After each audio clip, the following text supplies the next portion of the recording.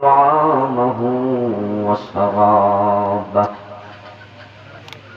أو كما قال النبي عليه الصلاة والسلام شكر درود شريف قرون اللهم صل على محمد وعلى آل محمد كما صليت على إبراهيم وعلى آل إبراهيم إنك حميد مجيد اللهم بارك على محمد وعلى آل محمد كما باركت على إبراهيم وعلى آل إبراهيم إنك حميد مجيد اللهم صل وسلم وبارك عليه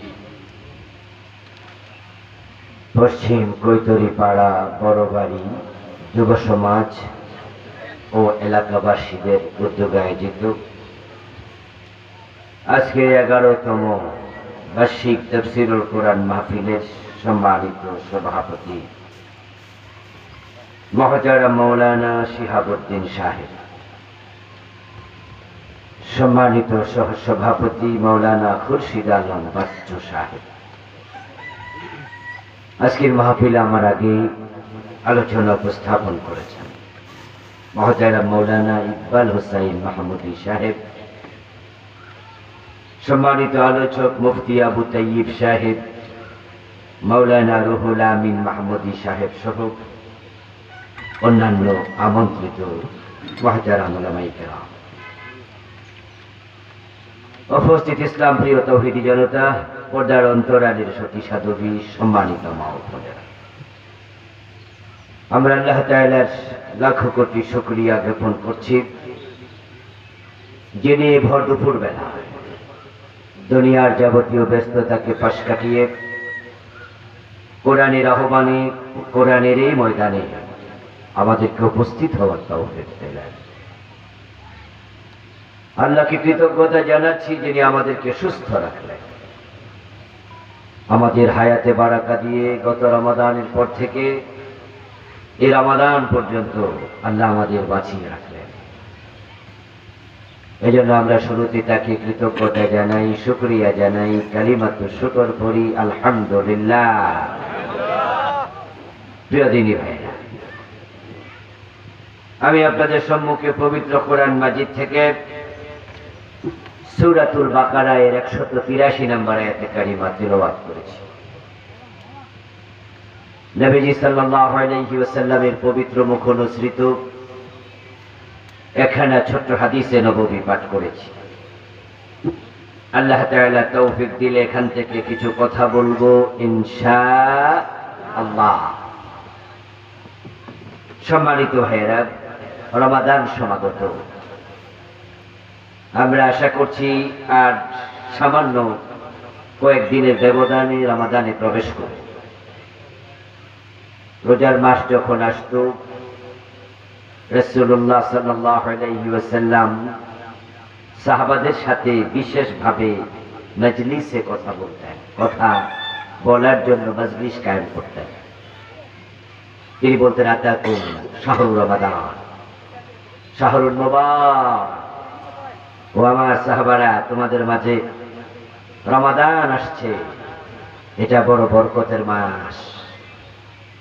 আল্লাহ নবী এভাবে সাহাবাদের সাথে রোজার ফজিলত নিয়ে, করণীয় নিয়ে তিনি আলোচনা করতেন, রমাদান যেন অন্য মাসের মতো কেটে না যায়। মানুষ বেঁচে আছে, দিন যাবে, মাস যাবে, বছর যাবে, এটাই তো সিস্টেম, এটাই নিয়ম। তাই মানুষ কোন মাস আসলো, কোন মাস গেল, এগুলো নিয়ে আমরা খুব একটা ভাবি না। যেমন এখন বাংলা কোন মাস, এটা আমি নিজেও জানি না। আপনারা হয়তো গ্রামের কিছু কিছু মুরব্বী টাইপের লোকেরা হয়তো জানতে পারেন, কিন্তু অধিকাংশ মানুষ এখন খবর রাখে না যেটা কোন সিজন, এটা কালের মাঝে কোন কালে পড়লো। আমাদের তো বাংলাদেশে কয় ঋতু? 6 ঋতু। এখন কোন ঋতু চলতেছে? আমরা শীতের পরে বসন্ত, শীতকাল আসছে চলে গেছে, বসন্ত আসছে। আগে কোকিলের ডাক শুনে আমরা টের পেতাম, এখন কোকিলও মনে খুব একটা ডাকে না, মাইন্ড করছে একেবারে, অথবা ওদের অস্তিত্বই নেই। পাখ পাখি গাছগাছালি আগের মতো এখন আর নাই, পাখিও নিরাপদ নয় আমাদের কাছে।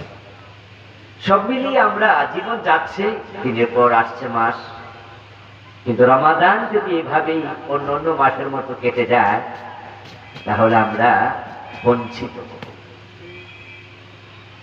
রমাদান হচ্ছে as like as a washing machine। কাপড় ময়লা হলে একরকমের মেশিন আছে এখন, ওটার ভিতরে ডিটারজেন্ট দিয়ে তারপরে ঢুকিয়ে দেবে, পানির লাইন আছে, সুইচ দিলে মেশিনে কাপড়গুলো ঘুরবে, নিজে নিজে পরিষ্কার হবে, পানি আবার আরেক লাইন দিয়ে বেরিয়ে যাবে, তারপর মেশিন অফ করে দেবেন, নিজে নিজে কাপড় শুকিয়ে যাবে, বের হবে, ইস্ত্রি করে গায়ে দেবেন, হাত দেয়া লাগে। এটার নাম হলো ওয়াশিং মেশিন। প্রতি 11 মাস পর একটা মাস আসে যেটা রমাদান। এই 11 মাসে আমরা যে গুনাহ করছি, আল্লাহ তাআলা এই রমাদানকে ওয়াশিং মেশিন বানিয়ে দিয়েছে।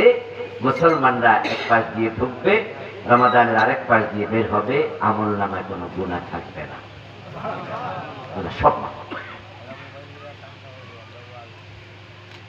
قال رسول الله صلى الله عليه وسلم من صام رمضان إيمانا واحتسابا غفر له ما تقدم من ذنبه। নবীজি বলেন, যে ব্যক্তি ঈমান এবং ইহতিসাবের সাথে রমাদানের রোজাগুলো রেখেছে, তার আমলনামায় পূর্বে যত গুনাহ ছিল সব গুনাহ মাফ করে দেয়া হবে। হাদিসের মাঝে একটু দুটি অতিরিক্ত শব্দ আছে। বলেননি রাসূল মান সামা রমাদান, বরং বলছে মান সামা রমাদান ঈমানান ওয়া ইহতিসাবা। দুটা শব্দ বাড়াইয়া দিলেন, যে রমাদানের রোজা রাখবে ঈমান এবং ইহতিসাবের সাথে তার গুনাহ মাফ হবে। যে দুই শর্ত পূর্ণ করবে না, রোজা আসবে, রোজা চলে যাবে, সে রোজাও রাখবে, গুনাহ মাফ নাই, রোজা থেকে কিছু পাবে না, সে শুধু উপবাস যাপন করবে।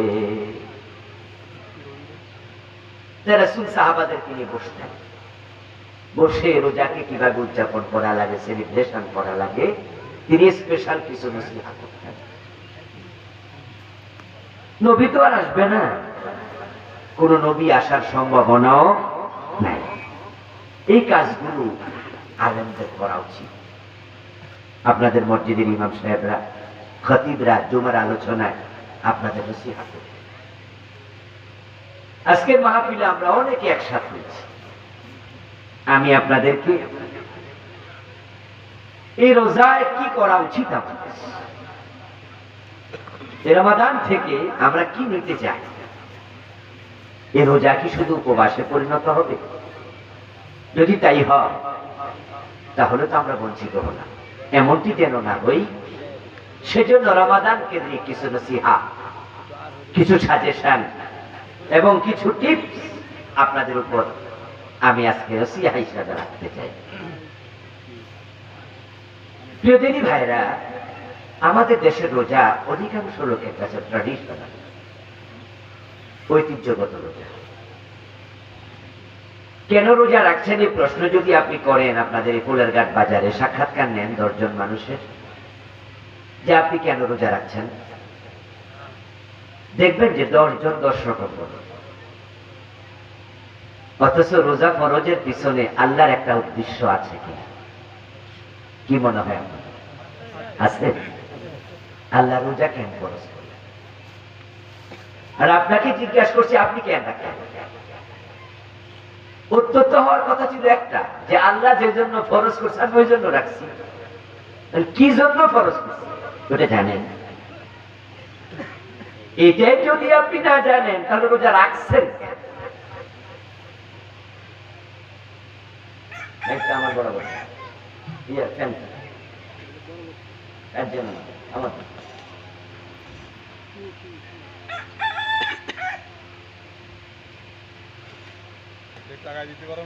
আমার কাছে আমার চলে গেছে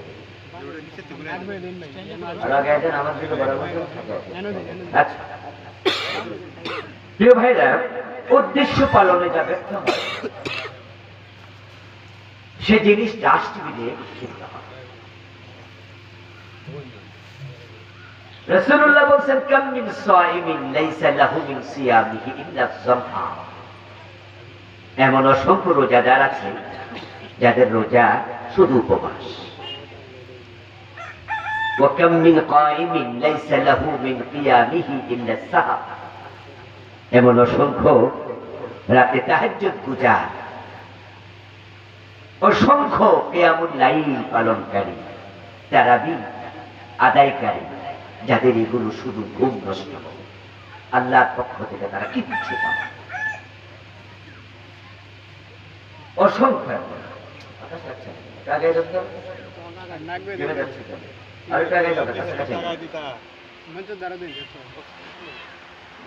আমার হাতে একটা মোবাইল আছে, আপনাদের হাতেও আছে। যিনি মোবাইল বানিয়েছেন তার উদ্দেশ্য ছিল তারবিহীন কাছের কথা দূরে পৌঁছাবে। যদি মোবাইলে টিপ দিলে কল না যায়, কেউ টিপলে আপনার কাছে কল না আসে, তাহলে এই মোবাইল লয়ে লয়ে আপনি হাঁটবেন না ফালাই দিবেন? কথা বলুন, উদ্দেশ্য পূরণে ব্যর্থ হয়ে যাও। এই ঘড়ি যিনি বানিয়েছেন, ঘড়ি বানানোর পিছনে উদ্দেশ্য ছিল সময় দেবে, টাইম দেবে। ঘড়ি যদি সময় না দেয়, ঘড়ি আমরা হাতে রাখবো না ফেলে দেবো? এই মাইক যিনি বানিয়েছেন, উদ্দেশ্য ছোট আওয়াজ বড় করবে। মাইক আমার সামনে আছে, আওয়াজ বড় হয় না, পিছন থেকে শুনতে পান না। ওই মাইকওয়ালারে কি পয়সা দিবেন? উল্টা লাঠি লিয়ে ধরে নেবেন, এই বেটা আমাদের না দিবেন কি নাই। উদ্দেশ্য পূরণ যদি ব্যর্থ হয় তাহলে ডাস্টবিন লিখে দিতে হয়। কতজনের রোজা আল্লাহ ফেরেশতাকে বলবেন এটা ডাস্টবিনে ফেলে, কারণ তারা রোজা কেন রাখে এটাই জানে। রমাদান মাস আসবে, কিছু কিছু মানুষের মাসালা শুনে আমরাও অবাক হই, মাঝে মাঝে ভাবি কি দারুণ মুত্তাকি মানুষ রে, কি দারুণ অনুভূতি। বলে কি হুজুর, রোজার দিন অজু করি, অজু করার পরে গুলি করে পানি ফেলাইয়া দিই, অজু শেষে ফু ফু করে জিহ্বায় যে পানি আছে না ওটাও ফেলে দিই, তারপরে হুজুর টেনশন থাকে কিছু পানি থেকে যায় কি, রোজার ক্ষতি হবে কিনা। মাশাআল্লাহ, কত বড় মুত্তাকি, রোজা নিয়ে কত ভাবে। হাতের মাঝে ঘড়ি, ইফতারের 5 মিনিট আগে দাদা নাতিকে বলছে এই কয় মিনিট আছে রে? নাতি বলছে দাদা 5 মিনিট। 1 থেকে 1.5 মিনিট পরে নাতি আবার জিজ্ঞাসা কি খবর, আর কত? নাতি বিরক্ত হয়ে দাদা গেলাম, 3 মিনিট আছে, কিছু নাতিকে বলে দাদা কি করি, একবারে থাপ রোজা ভাঙবো আমি? 3 মিনিট আছে, সারাদিন রাখছি আর তুই কস খেয়ালাও হইল, এটা কথা। খাবো কেন? সূর্য ডুবার পরে, ইফতারের আগে না। আচ্ছা সামনে খাবার আছে, পেটে ক্ষুধা আছে, ঘরের দরজা বন্ধ করে খান কোনা না আল্লাহ দেখে, খাওয়া যাবে না। পিপাসায় কাতর হয়েছেন, পুকুরে ডুব দিয়েছেন গোসল করার জন্য, এক ঢোক খেয়ে নেন, দুনিয়া কেউ টের পাবে না। না না, রোজার দিন আল্লাহ দেখবে। আহ কি তাকওয়া, আমি ঘড়ি হাতের দিকে বারবার তাকাই, খাই না, সূর্য ডুবলো কিনা, সামনে পানি আছে পান করি না, ঘরের দরজা বন্ধ করেও আমি খাই না, আল্লাহ দেখবে। কিন্তু এই লোকগুলো যারা পানি খায় না, ভাত খায় না, তাদের কাছে আমার প্রশ্ন যে এই পানি খাওয়া হারাম কত ঘন্টা? 14 ঘন্টা না 15 ঘন্টা? ইফতার করার পরে তো পানি খাওয়া যায় নাকি হারাম? সূর্য ডোবার পরে ভাত খাওয়া যাবে না? হারাম। আচ্ছা তাহলে ভাত খাওয়া হারাম কয় ঘন্টা বলে না? কত? কয় ঘন্টা? 12 ঘন্টা, 14 ঘন্টা? পানি খাওয়া হারাম কয় ঘন্টা? সুদ খাওয়া হারাম কয় ঘন্টা? ওটা রমজানে কেউ খায় না। বাংলাদেশের সুদ রমজানে বন্ধ থাকে, ঠিক না? আচ্ছা, পানি খাওয়া হারাম 14 ঘন্টাতে গরিব দিকে বারবার টাকা হয় যে না পানি খাওয়া যাবে না, আল্লাহ নিষেধ করেছে। যে ঘোষ খাওয়া হারাম কয় ঘন্টা? অফিসে ঘোষ চলবে না রমজানে, ঠিক না? সব রোজাওয়ালা ঘোষ খাওয়া বন্ধ করে দেবে, ওজনে কম দেবে না, মালেও বেজাল দেবে না, মানুষ ঠকাবে না, মিথ্যা বলবে না, গীবত করবে না, এগুলো তো নিষেধ। রমাদানে খাওয়া তো নিষেধ দিনের বেলা। এখন রোজাওয়ালা কি বুঝলো? সে বুঝলো ভাত খাওয়া যাবে না, পানি খাওয়া যাবে না, কিন্তু সুদ খাও, ওটাও গোশও খাও, ওজনও কম দেওয়া যাবে, মালেও বেজাল। ঠিক আগের মতো মিথ্যা কথা বলা যাবে, শুধু খাওয়া যাবে না, শুধু পানি পান করা, এটার নাম রোজা। তুমি রোজা বোঝো।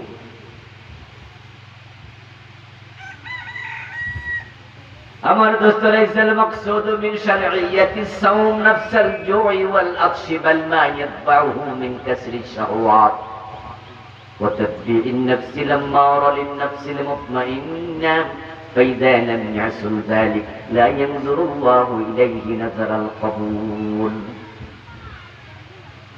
বিশ্ববিখ্যাত মুফাসসির আল্লামা কাজী নাসিরউদ্দিন বাইজাবী রাহমাতুল্লাহি আলাইহি বলেন, মানুষকে ক্ষুধা এবং পিপাসায় কষ্ট দেওয়ার জন্য রোজা ফরজ করা হয় নাই।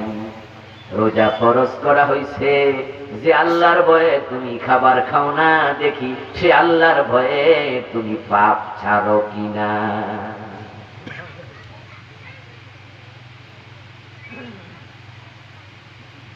যে আল্লাহ বলছে সুম্মাতিমুস সিয়ামা ইলাল লাইল, সুবহ সাদেকে খেয়েছো, সাহারি খেয়েছো, তুমি সূর্য ডুবা পর্যন্ত রোজা পূর্ণ করো, মাঝখানে আর খাইও না। আল্লাহ মানা করে দিছে পান করিও না। তুমি যে আল্লাহর আদেশ মানার জন্য তার ভয়ে খাবার খাও না, দিনের বেলায় পানি পান করো না। আল্লাহ দেখতে চায় এই রোজার সিস্টেমটা অন্য অন্য জায়গায় প্রয়োগ করো কিনা। যদি তুমি আল্লাহর ভয়ে পাপাচার ছাড়তে না পারো, শুধু পানাহার ছেড়েছ, তোমার পানাহার ছাড়ার কোনো প্রয়োজন নাই, এটার নাম রোজা না।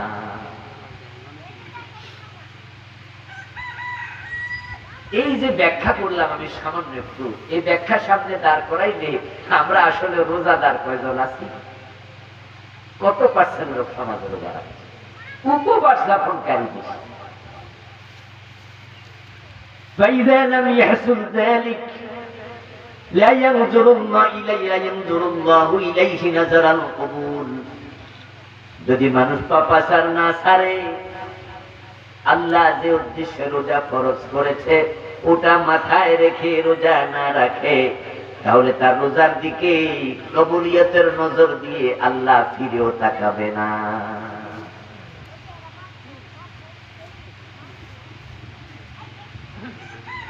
রোজা কেন ফরজ হলো? সাক্ষাৎকার নেবেন ফোরের ঘাট বাজার, 10 জনে 10 রকম বলবে। একজন বলবে রোজা সবাই রাখে, আমিও রাখি। আপনি কেন রাখেন? রোজা রাখা ফরজ তাই রাখি।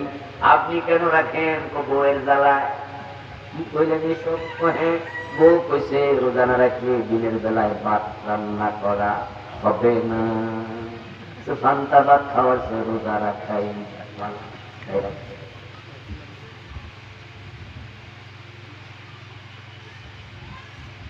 রোজা রাখবো না। আপনি কি প্রশ্ন করেন? রোজা রাখছেন কেন? এটা প্রশ্ন হইল?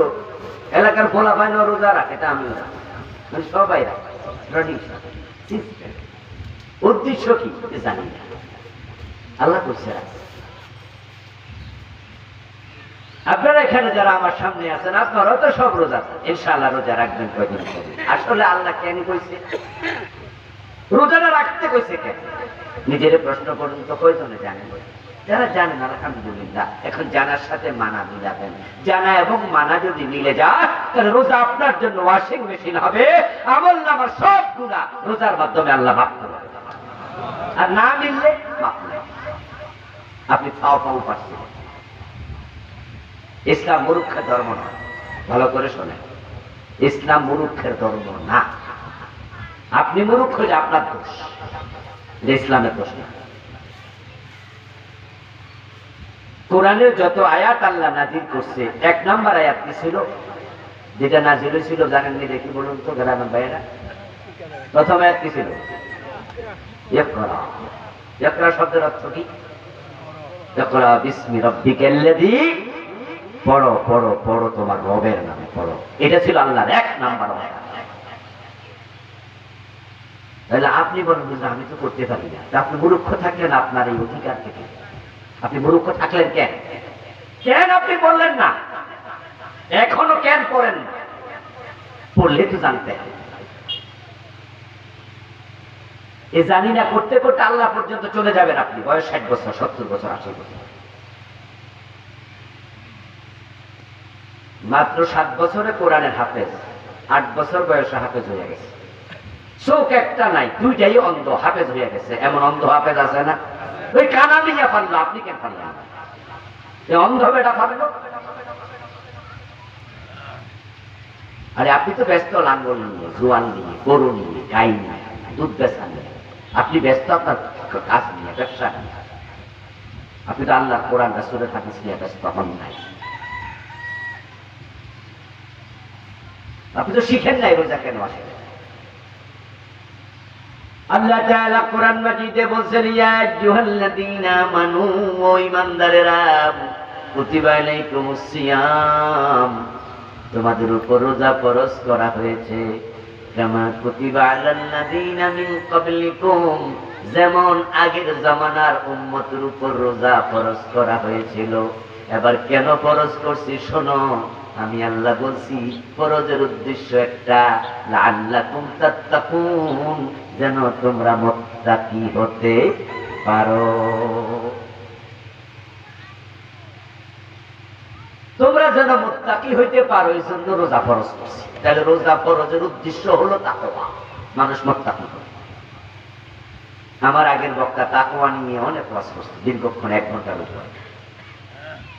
এখন তাকওয়াটা কি? কাকে তাকওয়া বলে? এ বিষয়ে আলোচনা উনার আসে নাই, উনি অন্য আলোচনা করছেন। সব আলোচনা এক বক্তার আসে না। তাকওয়া মানে লম্বা দাড়ি আর লম্বা টুপি থাকা, লম্বা পাগড়ি না। তাকওয়া যেন আসে, এই জন্য রোজা ফরজ হচ্ছে। আল্লাহ চায় আপনি মুত্তাকি হন, তাকওয়াওয়ালা। মাথায় টুপি দিয়া রমজান মাসে মালে বেজাল, দুধে পানি দিয়ে দুধ দিয়েছে, মুখে দাঁড়িয়ে আছে, এ রমজান মাসে সে ওজনে কম দেবে, দেখতে মনে হবে আল্লাহর ওলি, অথচ পিটা আচ্ছা।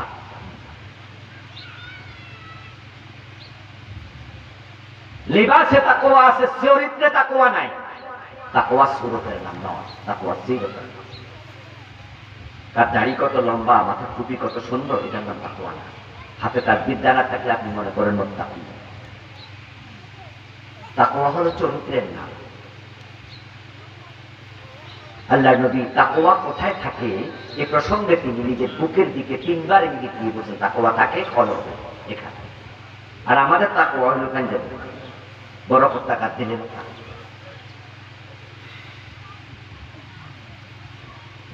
ওমর ইবনে আব্দুল আজিজ রাহিমাহুল্লাহ বলেছেন, লাইসাত তাকওয়া বিকিয়ামিল লাইলি ওয়ালা বিসিয়ামিন নাহারি, ওয়ালাকিন্নাত তাকওয়া তারকু মা হারামাল্লাহ ওয়া আদাউ মা ইফতারাদাল্লাহ।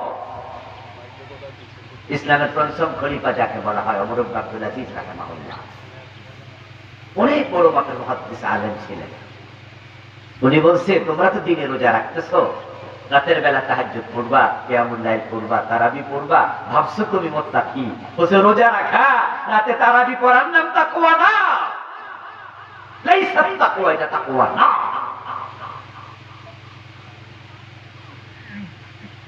তাকওয়া কি? একটু পরে আমি বলছি, শিখবেন, জানবেন, নিজের সাথে মিলাবেন। যদি নিজের সাথে মিলে তাহলে রোজা থেকে কিছু পাবেন, আর না রোজা আসবে, রোজা চলে যাবে, আপনি কিছু পাবেন না। আল্লাহর জমিনে মাটি দুই প্রকার।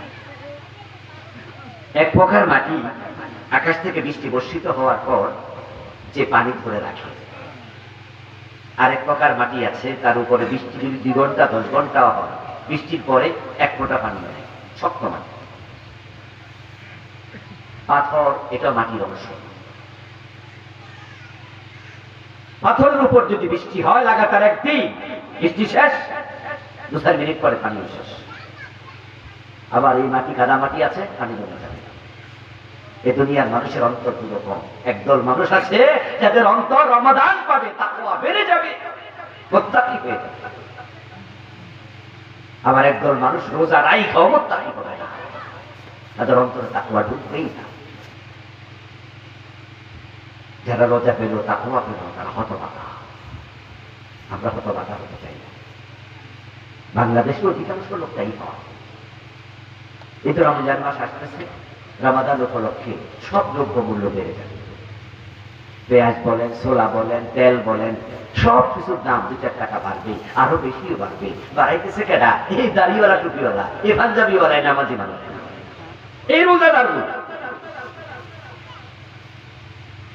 তারাই ব্যবসায়ী, তারা মজুরদার, তারা আবার জাকাত দেবে।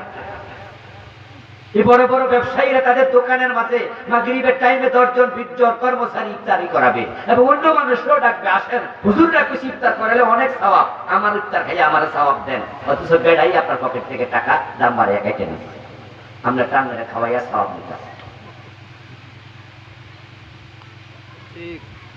এ রোজার আগে রোজায় পত্রিকায় পড়লাম দুবাই সরকার তাদের দেশে দ্রব্যমূল্য নিত্য প্রয়োজনীয় গুলো কমাই দিচ্ছে। 30-35টার আইটেম তারা লিখে দিচ্ছে, এগুলোর দাম কমানো হলো। ছোলা, তেল, খেজুর, ডাল, গম, আটা, এগুলোর দাম কমাই দিচ্ছে। সৌদি আরবে যারা আপনারা যাবেন, দেখবেন যে কিভাবে রমাদান মাসে ব্যবসায়ীরা মানুষকে গিফট দিচ্ছে, কত রকমের হাদিয়া দেয়, ইফতারি খাওয়ার, এটা দেয়, ওটা দেয়। তারা রমাদানে সব জিনিস দাম কমায়।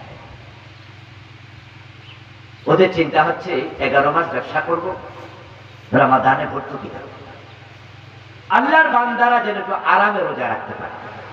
কারণ সকল মানুষ তো ধনী না, রোজাদারদের মাঝে গরিব মানুষ আছে, তারা যেন রোজার মাসে একটু আরামে খাইয়া হইয়া সুন্দর করে রোজা রাখতে পারে। 11 মাস ব্যবসা করে, 1 মাস ভর্তুকি দেয়। আর বাংলাদেশের ব্যবসায়ীরা 11 মাস চুরি করে, রোজার মাসে ডাকাতি করে। অধিকাংশ ভালো আছে তো সংখ্যায় খুবই। আমরা সবাই সুরতে মুত্তাকি হতে চাই, সিরতে নয়। তাবলীগ জামাতে যোগ দিয়েছেন, এক সিল্লা দিয়ে আইছে, দেখবেন যে বেড়ার সুন্দর মুখে দাড়ি হয়ে গেছে, মাথায় টুপি আসছে, পীর সাহেবের মুরিদ হয়েছে। মাস 6 পরে দেখবেন মুখে দাড়ি, মাথায় টুপি, গায়ে পাঞ্জাবি। এইভাবে আমরা অনেকেরই সুরত তাড়াতাড়ি পরিবর্তন দেখি, কিন্তু চরিত্রের পরিবর্তন খুব কম দেখি।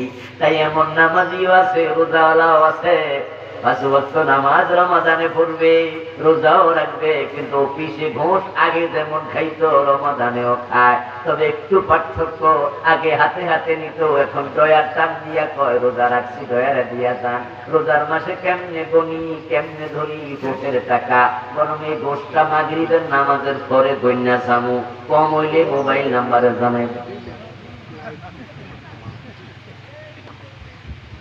আমরা চেঞ্জ বেশি, চেঞ্জ হয়ে আমরা গোশ খাই তো মাগরিবের পরে, দিনের বেলা ডয়ার। এইভাবে আমরা চলছি, চলে চলে আল্লাহকে বুঝাই দিচ্ছি, আল্লাহ আমি কিন্তু রোজা রাখছি, আমার ব্যস্ত। বাহ, আল্লাহ মনে আমাদের সে সহজ সরল, খুব সোজা, যেটা বুঝাইবেন সেটা আল্লাহ বুঝে যাবো, ঠিক না? মানে আমরা খুব চালাক, খুব চালাক। আপনি বিতিরের নামাজে দাঁড়াইয়া আপনি আল্লাহ তাআলাকে কি বলছেন? ওয়ানাতরুকু মাইয়াফতুরুকা। বিতিরের নামাজ আসেনি আল্লাহুম্মা ইন্না নাস্তাঈনুকা ওয়া নাস্তাগফিরুকা, কইতে কইতে কইতে কইতে এরপরে কি কোন ওয়ানাতরুকু মাইয়াফতুরুকা। ওয়ালাকা নুসাল্লি ওয়া নাসজুদু ওয়া ইলাইকা নাসআ। বলতে বলতে আপনি বলুন, আল্লাহ বলতেছেন কিছু কথা বলছেন, আল্লাহ আমি তোমার গোলাম, আমি তোমার জন্য নামাজ পড়ি, আমি তোমার শুকরিয়া করি। ওয়া নাতরুকু মান ইয়াফজুরুকা, এবং যারা সমাজে খারাপ মানুষ আছে না, পাপী, আমি ওদের সাথে চলি না। বাহ, আপনি কি ভালো মানুষ, আল্লাহরে কইতেছেন পাপীর সাথে আপনি চলেনই না।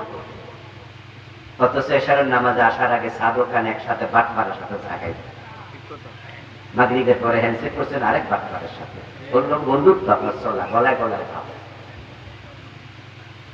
এই যে মিছিল করে আসছেন মাগরিবের পর অমুকের নির্বাচনী মিছিলে, যেই লোকটা গাঁজা খায়, বিড়ি টানে, জানেন যে লোকটা ধ্বংস, আর আপনি ওর করি।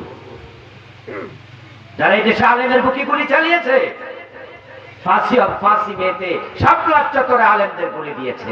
আল্লামা সাইদিকে 13 বছর জেল খাটাইছে। বড় বড় 11 জন ইসলামী নেতাকে ফাঁসিতে ঝুলাইছে। যারা কোরআন ওয়ালাদের ঘাড় চেপে ধরেছে, গলা চেপে ধরেছে, আপনি ওদের দলের কর্মী, ওদের সাপোর্টার, ওদের ভোটার, আর আপনি বিতিরের নামাজে কোন ওনাতে রুকু মানিয়া দুরুকা, পাপীর সাথে আমি নাই। আল্লাহ কো সিটা ঠিক সিটি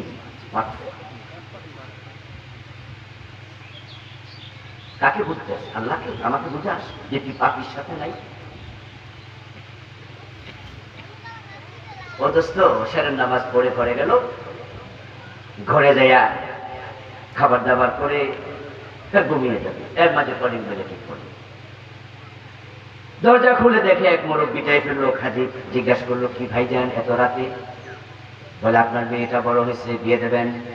আমি জানি, এই জন্য একটা বিয়ের প্রস্তাব নিয়ে এসেছি। আমি কত পাখি ভাই। বায়োডাটা বের করে দিল, ছেলের ছবি, ছেলের জীবন বৃত্তান্ত। বলি, বাবা দারুণ হ্যান্ডসাম ছেলে, পাসপোর্ট রাইটিং ছিল, লম্বা, দেখতে মনে হয় প্রিন্স, ঢাকা ইউনিভার্সিটি থেকে অনার্স মাস্টার, বিসিএস ক্যাডারে চাকরি করে, অক্সফোর্ডের ছেলে। আপনি পড়ে শুনে বায়োডাটা, ভালো প্রস্তাব, ভালো প্রস্তাব, আমি রাজি। এত সুন্দর একটা প্রস্তাব নিয়ে আপনি এসেছেন। এখন ঘটক কানে কানে কয়, সবকিছু তো আর লেখা থাকে না, লেখা ছাড়াও অনেক কিছু আছে, শুনলে আপনি খুশি হয়ে যাবেন। মেয়ের বাবা কয়, কি খবর সেটা? বলে যে ছেলে গোলশানে বাড়ি বানাইছে একটা 6 তলা। আপনি বুদ্ধিমান চালাক মানুষ, মেয়ের বাবা নামাজি মানুষ, এইমাত্র এসা করে আসছেন, আল্লাহকে বলছেন অনাথের উপর মাইয়া জরুরকা, পাপীর সাথে আপনি নাই। এইমাত্র বইলে আসছেন। আপনি জানেন যে একজন বিসিএস ক্যাডারে চাকরিজীবী, ইয়াং একটা পোলাপ, চাকরি করে 4 বছর 5 বছর, মাসে বেতন পায় কত টাকা? 22,000 টাকা স্কেল, সর্বসা করলে 35,000। তাহলে 6 তলা বাড়ি বানাইলো কি দিয়া? টাকাইছে করতে? আপনি বুঝতে সামান্য কষ্ট হয়নি যে গোষ্ঠ হলো পিছা, দেশের টাকা মাইরা খায়। আপনি তো নামাজি, মাত্র আল্লাহর সাথে বলে গেলেন যে আপনি পাপীর সাথে নাই। বলা উচিত ছিল, ভাই এই জাতীয় ছেলে হলে বাদ দেন, গোষ্ঠের কাছে মাইয়া বিয়ে দেবো না। আমি মাইয়ারা কোনোদিন হারাম খাওয়াই নাই। আমি কৃষক, আমি একজন চাকরিওয়ালা, আমি একজন টিচার, আমি হালাল খাওয়া কামাই করে আজীবন মাইয়া খাওয়াইছি। হারাম যে বেটা আমার মেয়েরে খাওয়াবে আর আমার মেয়ে তার ঘরে গিয়ে হারাম খাবে, ওই হারাম খাওয়া মেয়ের পেট থেকে হাসান হুসাইনের জন্ম হবে না, ডিপজলের জন্ম হবে, এরশাদ শিকদারের জন্ম। আমি ছেলের কাছে মেয়ে বিয়ে দেবো না। যাক, তাহলে তোমার নামাজের কথা আর বাস্তব জীবনে তুমি আল্লাহওয়ালা মুত্তাকি।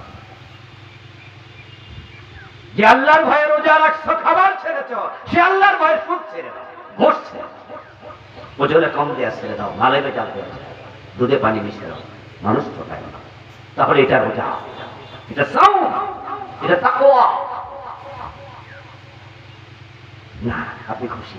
বাহ, এমন সুন্দর জামে পেয়েছি, মাশাআল্লাহ, আমি রাজি, যান বিয়ে ঠিক করে। ওই গোষ্ঠর ছেলের কাছে বিয়ে ঠিক করলেন, 2 মাস পরে বিয়ে দিলেন।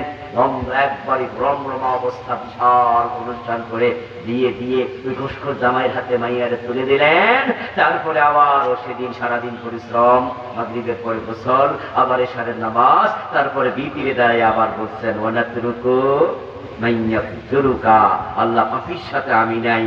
আল্লাহ সে আজিম থেকে বলে, বাটফার, মাইয়া তুলে দিবি কার হাতে? পাপীর সাথে নাই কি? মিথ্যা বলার জায়গা খুঁজে পাইলি না? মসজিদে আসতো, ওযু করে আমার সামনে খায়। এই মুসলমান, প্রতিদিন তো আপনি আপনার রবের সাথে কমিটমেন্ট করছেন, কথাটাই বলছেন। যাদের মুখে একটা কাজে আর একটা, কথা কাজে মিল নাই, তাদেরকে কি বলে? বলেন না, বলেন না, কি বলে? কথা কাজে মিললে তাকে কি বলে? এবার নিজের দিকে একটু তাকান যে আপনার কথা কাজে কতটুকু মিল দিতে চলেছে। আজকের মাহফিলে বসে আছেন, সুদে টাকা লাগাইছে, এমন সুদখোর দুই একজন নাই? আছে। বাপ মরছে, মা মরছে 5-7 বছর আগে, এখনো বোনের হক দেন নাই, বোনের হক দেয় না, এমন জালেম ভাই এ সমাজে নাই? জাল দলিল করছেন, পরের জমি দখল করে বসে আছে। রোজা রেখে জান্নাত খোঁজেন, জান্নাত। আর এই চৈত্র মাসের দুপুরেও রোজা রাখে, কত কষ্ট করে বেহেশত পাওয়ার আশায়। অথচ হাদিস হলো মান কাতা মিরাতা ওয়ারিসিহি কাতা আল্লাহু মিরাতাহু মিনাল জান্নাহ। যে ব্যক্তি তার ওয়ারিসের মিরাস হক কেটে নেন, আল্লাহ তার জান্নাত কেটে নেন। মাথায় টুপি আছে, রোজাও রাখছে, ফজরের নামাজ জামাতে পড়া, ওই নামাজি ওই রোজাওয়ালা কোদাল কান্দে নিয়ে খেতে যায়। ধান লাগাবে তো ক্ষেতের পাশ পরিষ্কার করছে, আইলগুলো ক্লিয়ার করছে, ঘাস উঠছে, ঘাট কাটবে, কিন্তু কোদাল দিয়া কোপ মারে আইলের মাছ বরাবর, ক্ষেত বড় বানায়।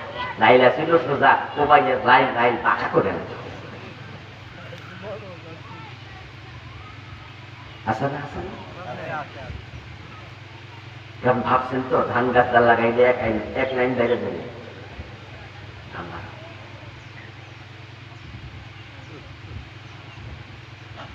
من أخذ شبرا من الأرض ظلما فإنه يطوقه يوم القيامة من 7 أرض। নবীজি বলেন, যে ব্যক্তি অন্যায় করে কারো 1 বিঘত জমিন দখল করলো, এটাকে 7 গুণ বড় বানাইয়া কিয়ামতের দিন পুরাটা মাটি আল্লাহ তার গলায় ঝুলাইয়া দেবেন।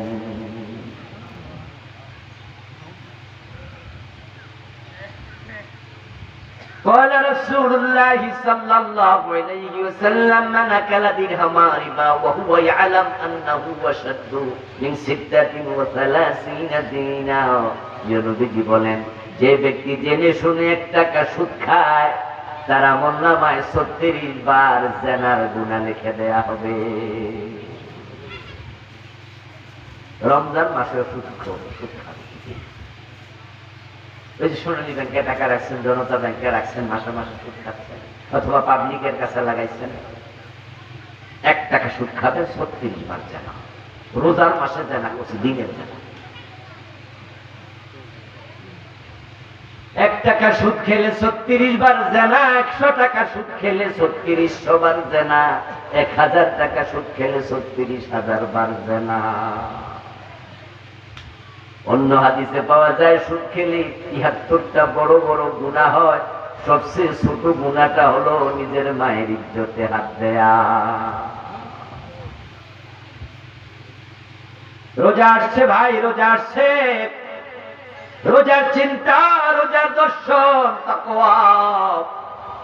এখন তাকওয়া মানে পাপ ছেড়ে দেয়া।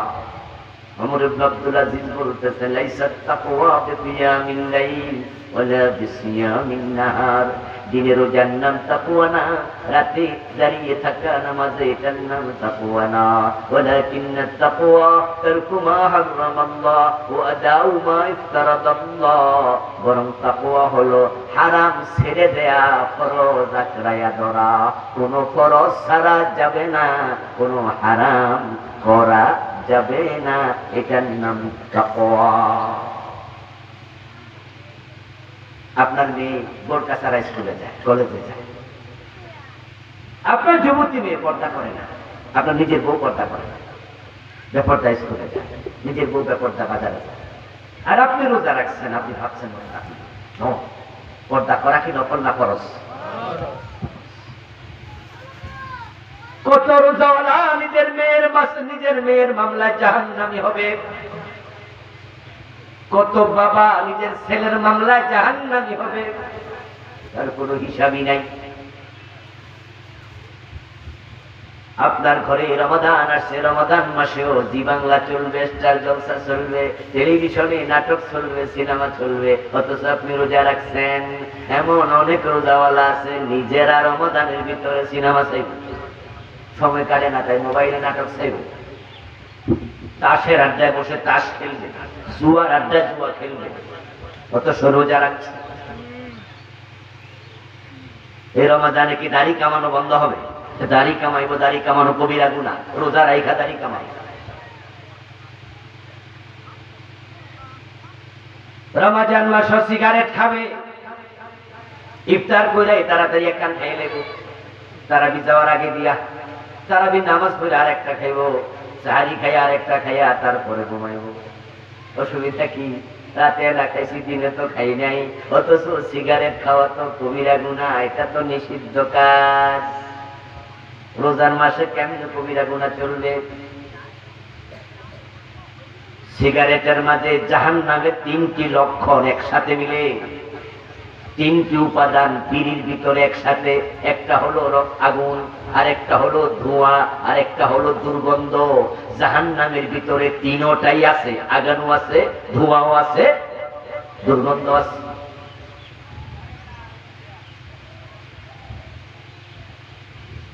আজকের মাহফিল আসার সময় বিড়ি খেয়েছে, এখনো বয়ে রয়েছে বিড়ি পকেটে, 2-4 জন খুঁজবে বিড়ি পড়বে, যাওয়ার সময় টানতে টানতে পারে। ওয়াজ আছে, দুধ বেচা বিড়ি কিনা খায় এমন লোক আছেন? দুধ বেচা বিড়ি, কি আজীব জিনিস। এবং টয়লেটে বইয়ে বইয়ে টানে এমন লোক।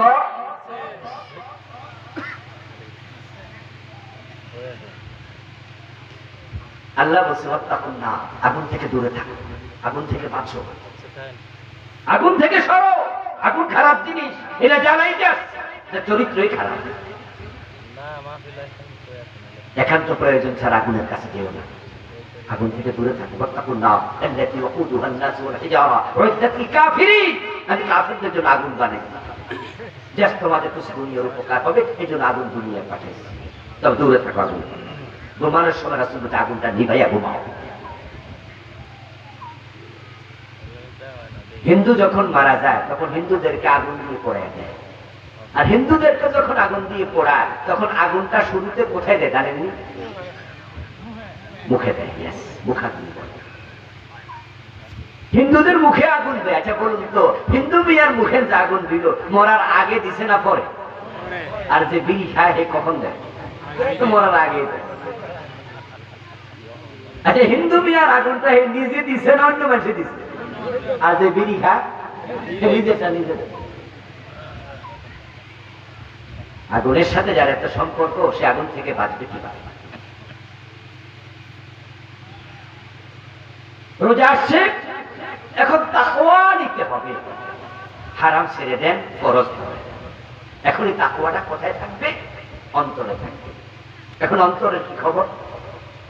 অন্তর তো কালো হয়ে আছে অনেকে। হাদিস হলো ইযা আযনাবাল মুমিন কানাত তুকতাতুন সাওদাউ ফি কলবি, যখন মানুষ গুনাহ করে তখন তার অন্তরে একটা কালো দাগ পড়ে। একটা করলে একটা, দুটা করলে দুটা, 10টা করলে 10টা, 100 করলে 100টা। আমরা এখানে অনেকে আছি, আমাদের গুনাহ 100-200 না, লাখ লাখ। তো পুরা অন্তর তো কালো হয়ে আছে, তাকওয়া থাকবে কেন? তাকওয়া তো ঢুকার যাবে। এজন্য আসুন আমরা আজকে একটু অন্তরটা পরিষ্কার করে বাড়ি যাই। আপনারা গ্রামের মানুষ, বুঝবেন ভালো উদাহরণ দিয়ে। দুধ যখন আমরা দহন করি তখন যে বালতিতে আমরা দুধ দহন করে রাখি, দুধ কম হোক, 1/2 কেজি, 1 কেজি, 2 কেজি, 3 কেজি, এক এক গায়ে এক এক রকম দুধ দেয়, কম বেশি হতেই পারে। কিন্তু বালতিতে যদি ময়লা থাকে, দুধ বেশি হয়েও লাভ নাই, কম হইয়াও লাভ নাই। ময়লা বালতিতে রাখলে ফেলে দাও। এটা বরং মানুষের জন্য ক্ষতিকর। এই দুধ খাইলে ওটা খারাপ, বদহজম অথবা এটা আপনার জন্য দেহের জন্য ক্ষতিকর, বিষক্রিয়া করবে। এই জন্য আপনারা যারাই দুধ দহন করেন, আমি একজনকেও এমন পাবো না যে ময়লা বালতিতে দুধ রেখেছে। বরং সব মানুষ আগে কমপক্ষে বালতিটা একটু দিয়ে নেয়, বসে নেয়, কারণ সে জানে তো দুধটা নিয়ে খেলে। এটা আমি খাবো, আমার বাচ্চারা খাবে, অথবা আমি বিক্রি করবো। এখন ময়লার মাঝে দুধ রাখে, এটা ঠিক হবে না। বালতি পরিষ্কার করবে, দুধ পরে কতটুকু হবে দেখা যাক, কিন্তু বালতি আগে। রোজা থেকে আমরা সবাই সমান তাকওয়া পাবো না, সবার আমল একরকম হবে না, কিন্তু যতটুকু পা ততটুকু যেন কলবে জায়গা হয়, এই জন্য কলমটা আগে ধুয়ে মুছে পরিষ্কার করা দরকার আছে কি? কলম নষ্ট,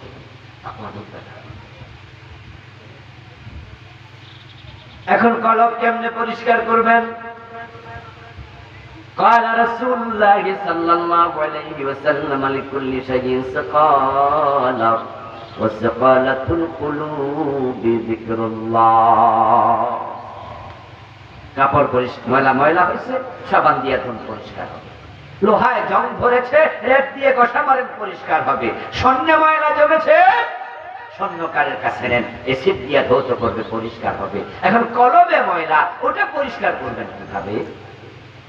রাসূল বলেন, কলব পরিষ্কার করার জন্য ওষুধ হলো আল্লাহর জিকির, তাওবা, ইস্তিগফার।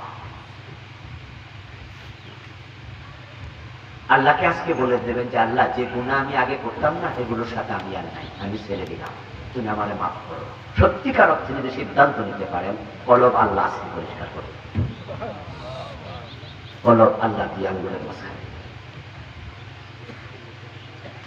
কিন্তু আপনি রোজাও রাখবেন, সুদও খাবেন, রোজাও রাখবেন, গোশও খাবেন, ঠিক আগের জীবন যেমন, রোজার মাসেও যেমন, এই রোজা আপনার অন্তরে কিচ্ছু নেই।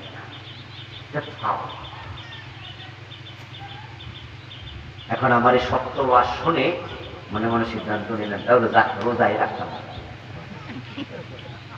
হুজুর যে ওয়াজ করতেছে লক্ষণ বেশি ভালো না, রোজাই রাখতাম। আচ্ছা, আপনি রাগ করে যদি রোজা ছাইড়া দেন, আল্লাহর ক্ষতি হবে না আপনার ক্ষতি? আল্লাহর কোনো ক্ষতি আছে? কিন্তু রাগ দেখাইবেন তো কার লোক?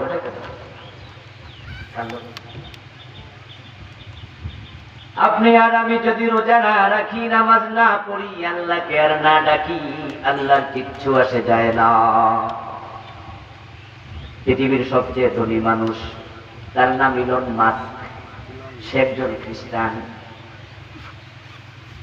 অমুসলিম অথবা ইহুদি, তার ধর্মের ব্যাপারে আমার জানা নাই, তবে সে অমুসলিম কতটুকু আমি নিশ্চিত। এই ইলন মাস্ক, সে আল্লাহ বলে একদিনও ডাকে না, এটা আল্লাহর কিছু আসে যায় না। পৃথিবীর সবচেয়ে ক্ষমতাশীল রাষ্ট্র আমেরিকা, তার প্রেসিডেন্ট ডোনাল্ড ট্রাম্প, সে একজন খ্রিস্টান, জীবনে আল্লাহ বলে একদিনও ডাকে নাই, এক ওয়াক্ত নামাজ পড়ে নাই, একটা রোজা রাখে নাই, আল্লাহর কিছু আসে যায় না। তা আপনি তো ইলন মাস্কের মতো ধনীও না, ট্রাম্পের মতো ক্ষমতাওয়ালাও না, তা আপনি যদি আল্লাহরে রাগ দেখাইয়া রোজা ছাইরা দেন, আল্লাহর কি আসে যায়?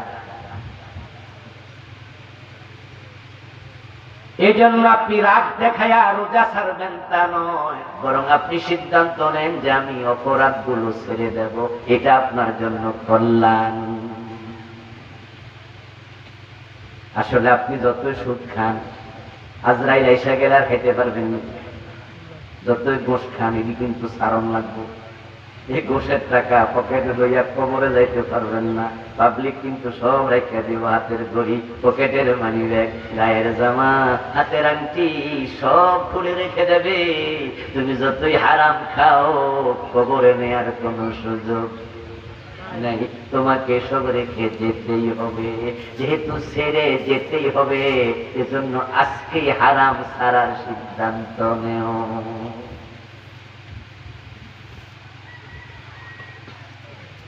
এক সেকেন্ডের নেই ভরসা, মরণ ঘাড়ের পরে, বিপুল সম্পদ করছো জড়ো বিলাসের তরে।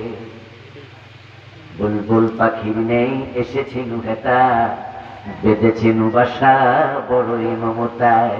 সময় হলে শেষ, ছেড়ে পরিবেশ, যেতে হবে সেথায়, নিয়তি যেথায়, হয়তো গাছতলায়, না হয় বাসতলায়, এমন কবরে যাবে যেখানে বিছানা চাদরটাও নেই।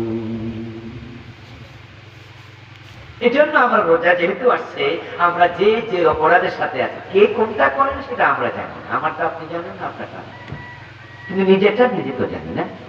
সাহেবুল বাইত আপনার বাড়ির মালিক জানে বাড়িতে কি আছে, আপনি জানেন আপনি।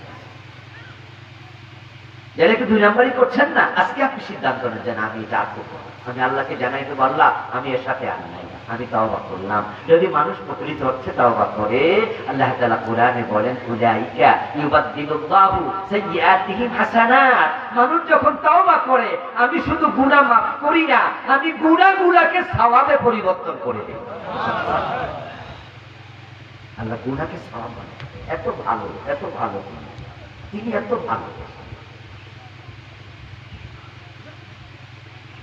এখন এই চিন্তা মাথায় রেখে আমরা রোজা মাসটা যাপন করতেছি। এখন রোজার মাসে আপনাদের কিছু করণীয় আমি বলবো, যেগুলোর সাথে আমরা একসাথে হয়ে যাব। রমাদানটা কিভাবে সেলিব্রেট করবো? রমজান হবে একবারে পারফেক্ট রমজান, এটি প্রোডাক্ট ফলপ্রসূ। এমনও তো হতে পারে যে এই রোজার পরের রোজা আপনি আর পাবেন, সম্ভাবনা নাই? সবার আমারও হতে পারে জীবনের শেষ। এই যে এবারে রোজাটা একটু ব্যতিক্রম হোক, পরিকল্পিত হোক। 1 নাম্বার পরামর্শ, রোজা হোক কোরআন। রোজা কোরআনের, কোরআন এই রমাদান হচ্ছে কোরআনের মাস, কোরআন নাজিলের মাস। আমার সামনে এখানে অনেকে আছে কোরআন পড়তে পারেন না, এই রমাদানে কোরআন আপনি শিখবেন, সিদ্ধান্ত 1 মাস লাগে না কোরআন পড়তে। মেধা যদি ভালো হয় 15-20 দিনে কোরআন পড়ে, মেধা যদি একটু ঢাল হয় হয়তো মাসখানেক লাগবে, অথবা লাগুক না 2 মাস 4 মাস। তো রমজানে শুরু হয়ে যাক কোরআন পড়া। নফল না ফরজ? কথা বলে না ভাই, নফল না ফরজ? ফরজ। যারা কোরআন পড়তে পারে না হাসরের ময়দানে তারা অন্ধ, আল্লাহ তাদেরকে অন্ধ বানিয়ে দেবে। যারা কোরআন পড়েননি, পড়তে পারেন না, কোরআন পড়েননি, রাসূল আপনাদের বিরুদ্ধে আল্লাহর কাছে মামলা দেবে, বিচার দেবে। আল্লাহ এটা বিচার তুমি করো, সে কোরআন পড়ে নাই, কোরআন ছেড়েছে। এই 2টা মেসেজ আমি কোরআন থেকে পেলাম, আমার কথা। ومن أعرض عن ذكري فإن له معيشة ضنكا ونحشره يوم القيامة أعمى। আল্লাহ বলে যারা আমার জিকির কোরআন ছেড়ে দিয়েছে, পড়ে নাই, শিখে নাই, বোঝে নাই, মানে নাই, আমি হাসরের দিন তাদেরকে অন্ধ বানাইয়া তুলব। ও মানুষ তখন আমাকে বলবে রব্বি লিমা হাশারতানি আমা ওয়া কাদ কুনতু বাসীরা। আল্লাহ আমি তো চোখওয়ালা ছিলাম, আমারে অন্ধ বানালে কেন? আল্লাহ বলেন আমি জবাবে বলবো কাযালিকা তাকায়াতুনা ফানাসিতাহা। তোমার কাছে তো আমার কোরআনের আয়াতগুলো দিয়েছিল, তুমি তো সেগুলো ভুলেছিলে, আঁকড়াইয়া ধরো নাই। ওয়া কাযালিকাল ইয়াউমা তুনসা। আজকে তোমাকেও ভুলে গেলাম, তোমার মতো বান্দার সাথে আমার সম্পর্ক নেই। আল্লাহ বলবে তুমি সরো। এই জন্য কোরআন পড়েন, কোরআন পড়েন, এই রমাদানে কোরআন পড়েন। উঠাউটি করছেন কেন? কি কোরআন পড়বেন না নাকি? ভালো লাগে না? দাঁড়িয়ে দেবে।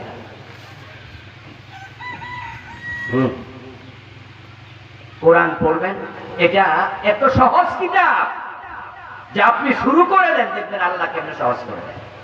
পৃথিবীতে কোরআনের মতো সহজ কোন কিতাবই নেই।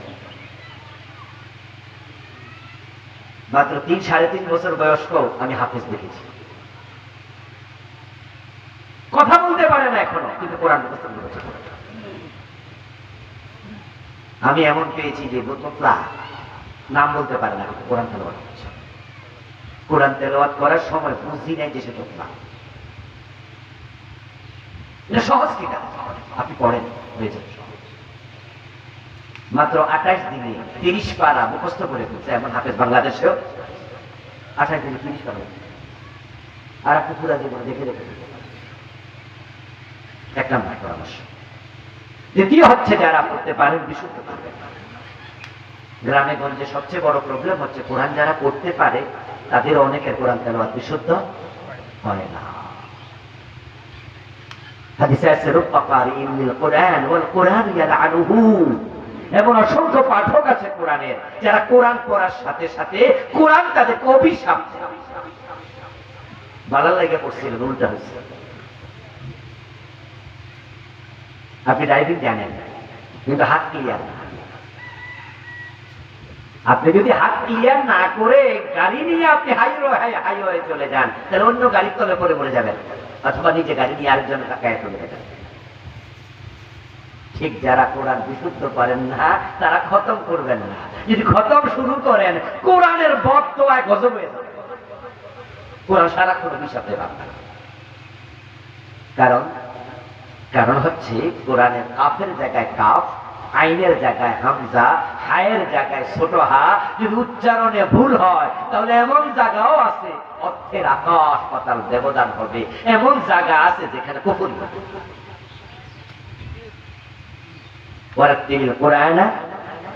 কোরআন পড়বেন বিশুদ্ধভাবে। এখন যারা কোরআন পড়েন তাদের কোরআন বিশুদ্ধ কিনা কিভাবে বুঝবেন? কেমনে বুঝবেন যে হুজুর 30 বছর ধরে পড়তেছি বিশুদ্ধ না? কি কোন এটা না, আপনি কত বছর পড়েন এটা বিশুদ্ধ সার্টিফিকেট না। বিশুদ্ধের সার্টিফিকেট হলো একজন হাফেজ সাহেবকে শোনা।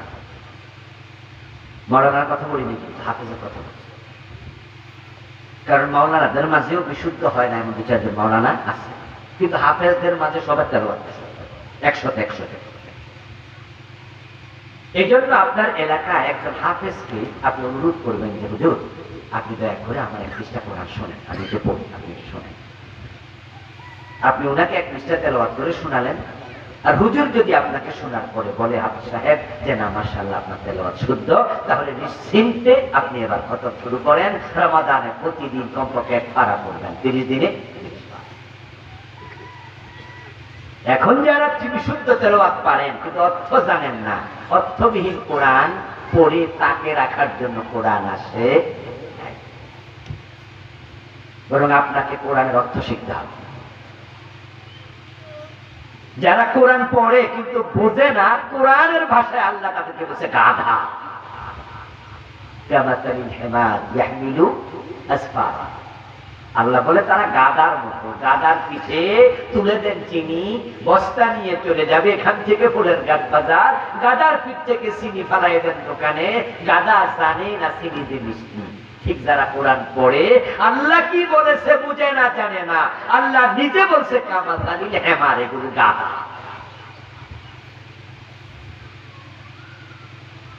তাই যারা কোরআন পড়ছেন অর্থ পড়বেন। কোরআন গবেষণার কিতাব, অর্থ জানার কিতাব। যারা বুঝছেন, পড়ছেন, বুঝছেন তারা কোরআন মানবেন। বাংলাদেশ তো কোরআন মানার সিস্টেমই নেই। কোরআনে আছে চোর ধরে হাত কাটা। 54 বছরে কয়জন চোরের হাত কাটছেন? মানার কাছে দাঁড়িয়ে নেই। এমনি আমরা রমাদানে খতম করবো সবাই, চোর নারী হোক আর পুরুষ হোক, চোর ধরে ধরে হাত কেটে দাও। সবাই তেলাওয়াত করবে, কোন চোরের হাত কাটে না। কারণ তারা জানে বাংলাদেশে যদি চোরের হাত কাটে কত মানুষের হাত থাকবে না, বিশেষ করে অনেক নেতার হাত।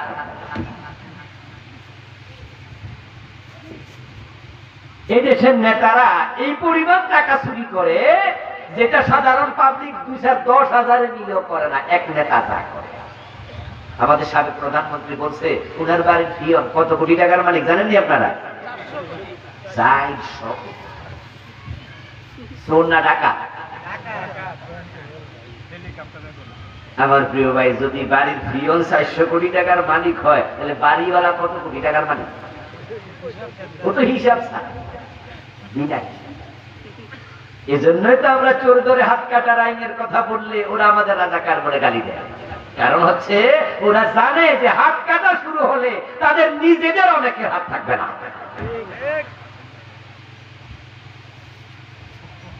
দেশের টাকা চুরি করে কানাডায় বাড়ি বানিয়েছে, বেগম পাড়া বানিয়েছে। শুধু এস আলম গ্রুপ ইসলামী ব্যাংকের 18টি শাখা থেকে টাকা বিদেশে পাচার করেছে 80,000 কোটি। 80,000 কোটি। এস আলম গ্রুপ একা করে নাই। অর্থমন্ত্রী কি করছে, অর্থ সচিব কি করছে, গভর্নর কি করছে, ওরা কি খোঁজ খবর রাখে নাই? সবাই জানে এত টাকা পাচার হচ্ছে, কিন্তু কিছু বলে নাই। কেন বলবে? কারণ পার্সেন্টেজ ওনাদেরও আছে। সবাই মিলে একসাথে খাইছে। কোরআনে আছে জেনা করলে 100 বেত লাগাও। 54 বছরের বাংলাদেশ 100 বেত কোনোদিন লাগায় নাই। বিবাহিত হলে পাথর মেরে হত্যা করো, একদিনও মানে নাই। মদ পান করলে 80 বেত লাগাতে হবে, হাদিসে পাওয়া যায়। 80 বেতের আইন বাংলাদেশে একদিনও আমরা দেখি নাই। অথচ হযরত ওমর রাদিয়াল্লাহু তাআলা আনহু নিজের ছেলে আবু শামা মদ পান করেছে, ছেলেটাকে রেহাই দেন নাই।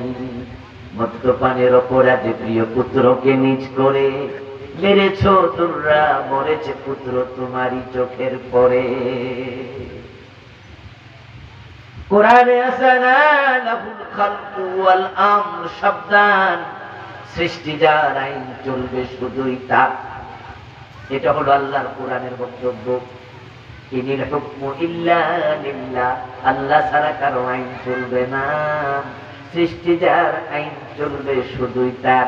আপনারা একটু আমার সাথে বলুন তো দয়া করে, সৃষ্টি কার? সবাই বলেন, সবাই, সৃষ্টি কার? আইন চলবে কার? কার আইন চলছে, আল্লাহ না ব্রিটিশের?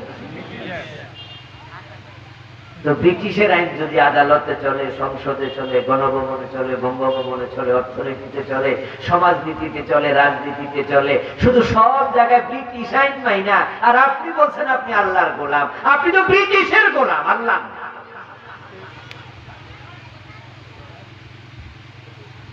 মাহফিলে এসে ওয়াজ শুনবেন, বছরে 2বার মাহফিল করাবেন, ওয়াজ শুনে দায়িত্ব শেষ হয়ে যাবে, এটা না। যে কোরআনের কথা তখন পর্যন্ত বলছি, এই কোরআনকে বাস্তবে সমাজে কায়েম করার জন্য আপনাকে ভোট দিতে হবে, চেষ্টা করতে হবে। এমন নেতার পিছনে হাঁটবেন যেই নেতা সংসদে গেলে আল্লাহর কোরআনের আইন কায়েম হবে। আর চোর ডাকাতের পিছনে হাঁটবেন, আখিরাতে দেখা যায় আপনি চুরি মামলার আসামি হবেন। বলবেন আল্লাহ আমি তো চুরি করি নাই। আল্লাহ বলবে চোরকে সাপোর্ট করছো তো, তাই চুরি করলে যে গুনাহ, সাপোর্ট করলে সেই গুনাহ। দ্বিতীয় পরামর্শ, ইফতারের আগে দোয়ার সিস্টেম করে চালু করে দেবেন। রমাদান ইফতারের পূর্বে আল্লাহ দোয়া ফিরিয়ে দেন না। ছেলে মেয়ে বৌদি একসাথে করবেন। মা বোনরা আজকে মাহফিলের ওখানে প্যান্ডেলে আছেন, আপনাদের অনুরোধ করবো ইফতারি বানাইতে বানাইতে দোয়ার সময়টা মিস করবেন না। 10 মিনিট আগে ইফতারি বানানো কমপ্লিট করে ফেলেন। ঘরে যারা 4-5 জন সদস্য, 3-4 জন আছেন, বসবেন, বসে ইফতারের আগে ইফতারি সামনে নিয়ে আল্লাহর কাছে চাইবেন। তখন আল্লাহ দোয়া ফিরাবে না। একদিন আপনি হাত তোলেন, একদিন আপনার মেয়েকে বলেন, বড় মেয়েটাকে, মা তুমি হাত তোলো, তুমি দোয়া করো, আমরা আমিন আমিন বলবো। একদিন আপনার স্ত্রী হাত তুলবে, আপনারা আমিন আমিন বলবেন। একদিন বড় ছেলেটা হাত তুলবে, আপনারা আমিন আমিন বলবেন। ঘরের মাঝে দোয়ার একটা সিস্টেম চালু করে দেন।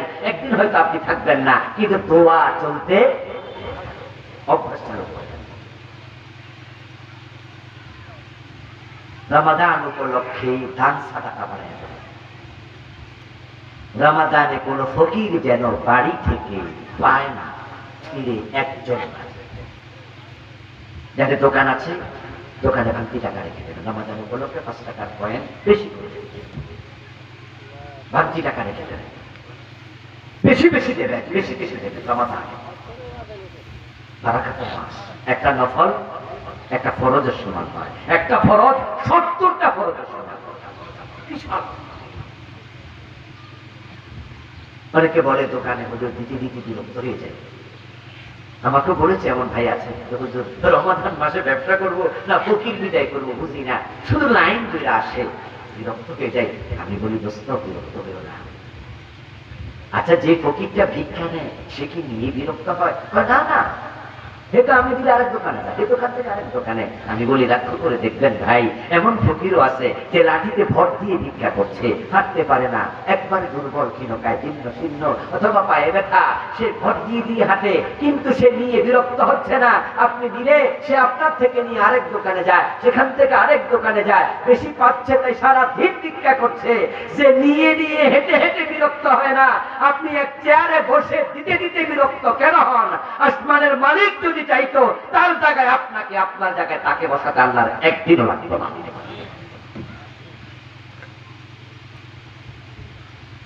শুধু আল্লাহ একটু উল্টাই দিতে, 10 তলায় আছেন তো, গাছতলা নিতে আল্লাহর একদিন। আবার যে গাছতলা তাকে 10 তলা তিনতলা একদিন। এই জন্য মা বোনরা বাড়িতে রমাদান আসছে চাল আলাদা করে রেখে দেবেন, চালের জন্য আলাদা একটা বাক্স ভাণ্ড রাখবেন, পাত্র রাখবেন, এখানে ভিক্ষুক আসবে আর দিবেন। ভিক্ষুককে কখনো ধমক দিবেন না। আল্লাহ মানা করছে ভিক্ষুকের হাতের উপর আল্লাহ খুব সাবধান। রমাদান উপলক্ষে তাহাজ্জুদ করুন।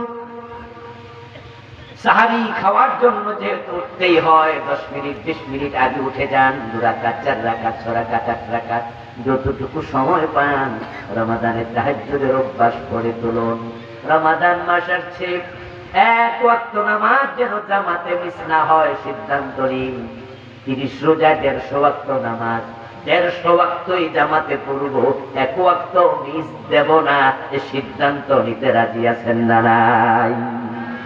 দিতে পারবেন? আজকে সিদ্ধান্ত নিয়ে বাড়ি যান, 150 ওয়াক্ত জামাতে, 1 ওয়াক্ত মিস। নামাজের আগে পরে কিছু সুন্নাহ আছে, নফল আছে, রমাদান উপলক্ষে এগুলো পড়ুন।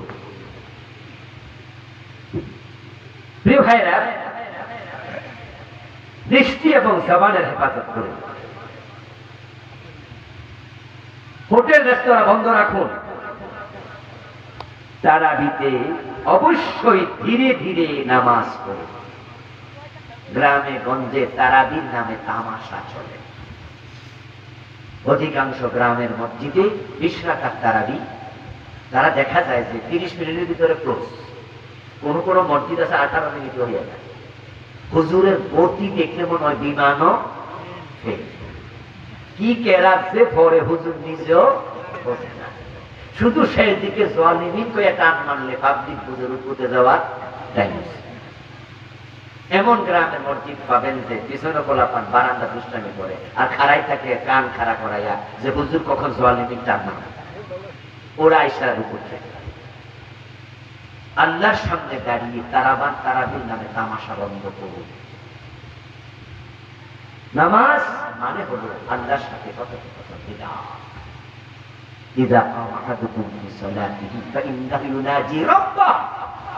সহিহ মুসলিমের হাদিস, প্রিয় নবী বলছে, তোমাদের কেউ যখন নামাজে দাঁড়ায় সে আল্লাহর সাথে কথা বলে, আল্লাহ তার দিকে তাকাই থাকে। আরশের মালিকের সামনে তিনি দাঁড়িয়ে কিছু না।